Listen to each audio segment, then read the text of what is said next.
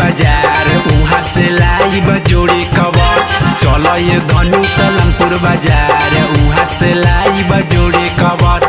गेरुआ रंग के साड़ी पहिर के, गेरुआ रंग के साड़ी पहिर के बोलल जाई बोला बम बोला बम बोला बम बोल बम बोला बम बोला बम बोल बम बोला बम बोला बम बोला बम बोल बम बोला बम बोला बम बोल बम।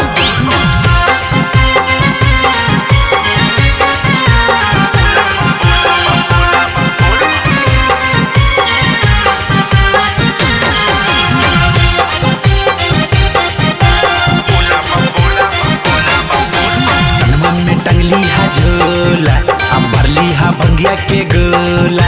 कन्हवा में टंगली हा झोला अब भरली हा भंगिया के गोला। अब भोला बाबा के भोग लगाई, अब भोला बाबा के भोग लगाई बले ले अब हम चिला।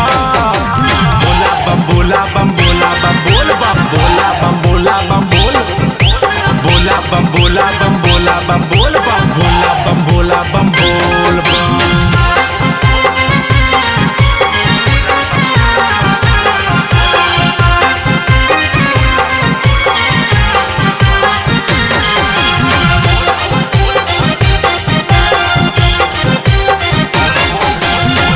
बसिया पहाड़ी अब भोरे दे हम जला ढारी।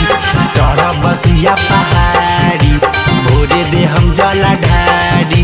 रंजना राज के गाना बजा के, रंजना राज के गाना बजा के नाचल जाई छम छम। बोला बम बोला बम बोला बम बोल बम बोला बम बोला बम बोल बोला बम बोला बम बोला बम बोल बम बोला बम बोला बम बोल बम। Krishna recording studio Delhi.